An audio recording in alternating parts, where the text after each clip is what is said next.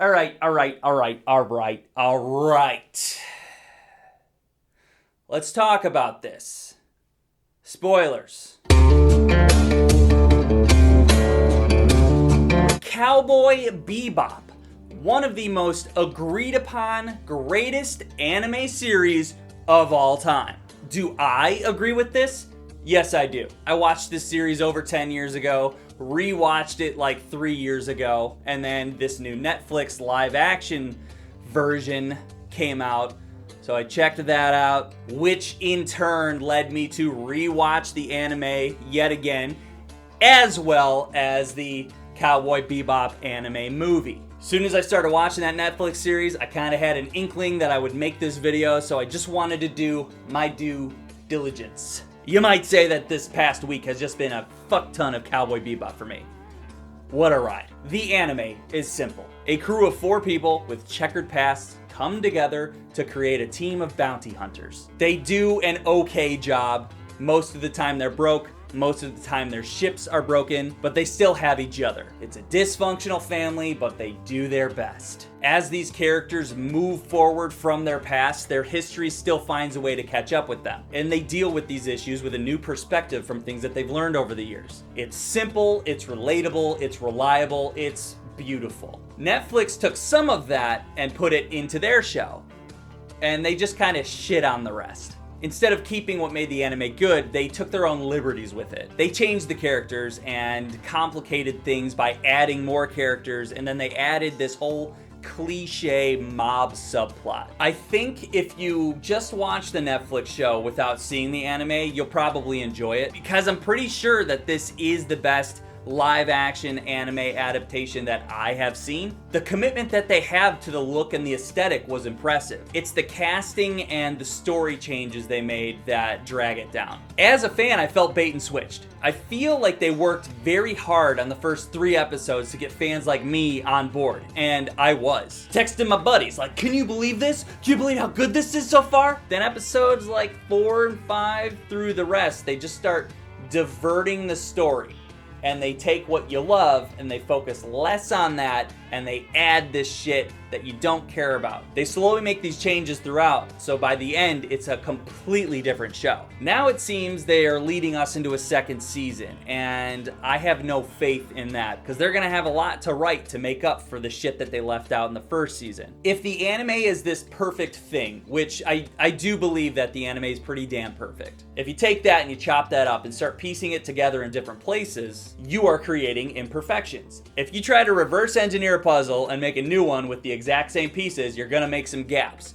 Those gaps could be considered plot holes. The anime has almost every episode stand on its own. There are some that are grouped together in 2s, but for the most part, these stories are individual stories. They slowly use the story to build up these characters by facing them with different situations as bounty hunters. They simultaneously build that story and they build the character, and it meshes so well. Netflix takes the bounty hunting and that story building and character building, and they put it on the back burner so they can build a separate mob subplot. Unfortunately, people have been writing mob stories since the 70s.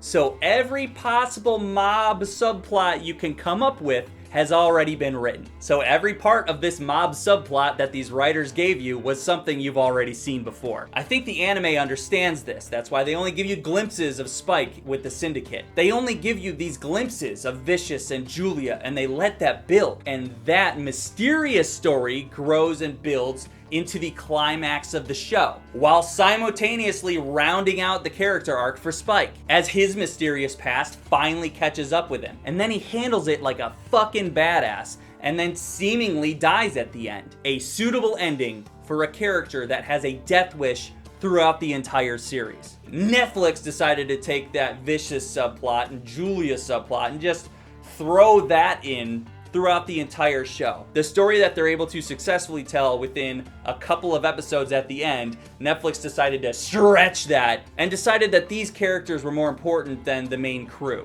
They have Vicious take over the Syndicate, and one of the Syndicate members is his father, of course, and then they have Julia steal that from Vicious, and it's like, what is happening? And that seems to be the story that they want to carry over into a new season.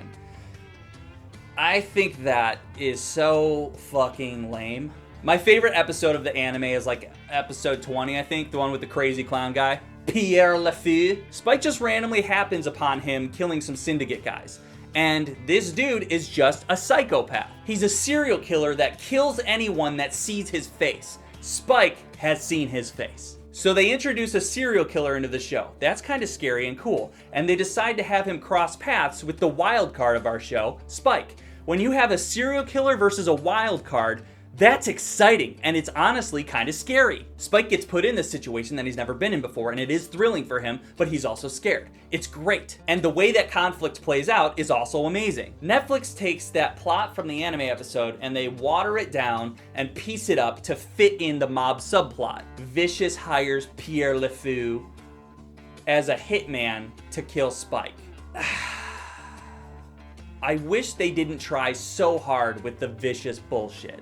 Netflix, you're trying too hard. Let's talk characters. Every character has their own role on the Bebop. They all trust each other to at least play their role and do their job. Netflix decides to take that element away. So you've got these characters like, I'm gonna go do this, and someone else is like, no, you can't do it by yourself, I'm coming with you. These aren't Avengers. These are bounty hunters. They have their own shit going on. They just use the Bebop as a place to call home. If somebody says they gotta go do something, the rest of the crew knows this might be the last time they see them. It's just an accepted thing amongst these people. They're all loners at heart. They have their own skill set and they rely on themselves to solve issues. That way, when they do actually team up, the audience is instantly aware that the stakes have been heightened. Every character has been betrayed in their past in one way or another. So this family dynamic is kinda weird and cautious. And that's why when these characters really begin to trust each other, you feel that it's earned. You feel that. Faye can't remember her past. Spike can't forget his past. And Jet only lives in the present with no ties to the past and no aspirations for the future. These characters and this dynamic is what complements each other and gives you a full rounded cast. Faye was one of my biggest gripes with the live action Netflix show. The character's just completely off. She's obnoxious. Faye's not supposed to be obnoxious. Ed is the obnoxious one because Ed is a child. I don't think this actress watched the anime, and for some reason they decided to use this character as comic relief. I didn't find her funny. I found her cringy. Why does she say balls so much? I'm sure people are talking about this show online a lot. I'm not sure how many people are willing to talk about this, but I'm just gonna touch on it a little bit. Faye and her outfit.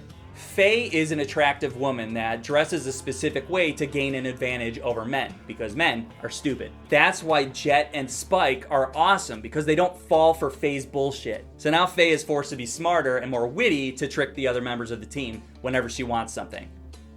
It's fun. And that also adds and builds to this camaraderie around the team. I totally understand why a show on Netflix and Netflix wouldn't want one of their main characters to dress like this. I totally get that, and that's fine. But that's just another little thing that Netflix is taking away from the anime to depreciate their show. But I mean, what if? Jet is a metaphorical father figure / brother figure to Spike for this crew. He does worry for their safety, but he also lets them make their own mistakes. Something that's great about Jet is that he'll go out of his way to make sure these people that are in his life are happy. Episode 14 of the anime, that's how they wrap it up. He could take millions of wulong for this dirty corporation to keep his mouth shut, but he decides to make a choice to keep Ed happy. Netflix takes that aspect of his character away and literally makes him a father. Anime Jet has no children. I didn't hate Jet being a father, that's fine. But again, they fucked that up by the end because seemingly they only give him a daughter so they could enhance their mob subplot to kidnap the daughter later on. They take out character growth to add a daughter so they can boost their mob subplot and do a cliche thing. What a waste. Other than that, I think the Netflix Jet was the best part of the show. This dude went all out to become Jet, and I was shocked at how well he did. His voice is spot on. Great job, dude. Spike is a hard one for me because you can tell that John Cho tried his best, and he probably did great. Personally, I had a hard time separating him in my head from Harold and Kumar. To me, that will always be hilarious Harold. And this hilarious character from a comedy trilogy of movies can never have that cool factor that Spike has. I'm sorry, but to me, that guy will never be as cool as Spike fucking Spiegel. Netflix also didn't establish how good Spike is at martial arts. For like the first half of the anime, Spike kicks everyone's ass that he interacts with. Spike is very good at fighting. So when he struggles with an opponent, you know how much of a threat they actually are. These are the types of building blocks that you can't just take away. And Netflix had Spike struggle a little too much with every single fight. While I'm at it, I feel like I have to point this out too. It might be a little douchey, but Spike Spiegel is 27 years old. John Cho is 49 years old. It doesn't matter how many abs that you can see. A 50-year-old guy does not move like a guy in his late 20s. Sorry. I couldn't believe that Netflix chose to not add Ed until the very last episode. You doing? Ed is a crucial part in the character development for the rest of the characters. And they just threw her in at the very end of the last episode, being more obnoxious than she should have been. More obnoxious than Faye. Unreal. And also the brilliant genius dog Einstein. Anime Jet takes this dog in and accepts this dog as part of the family. That's it. The dog is just part of the family. The show has Spike and Jet just drop Einstein off and leave him. They abandon Einstein. No! Vicious and Julia.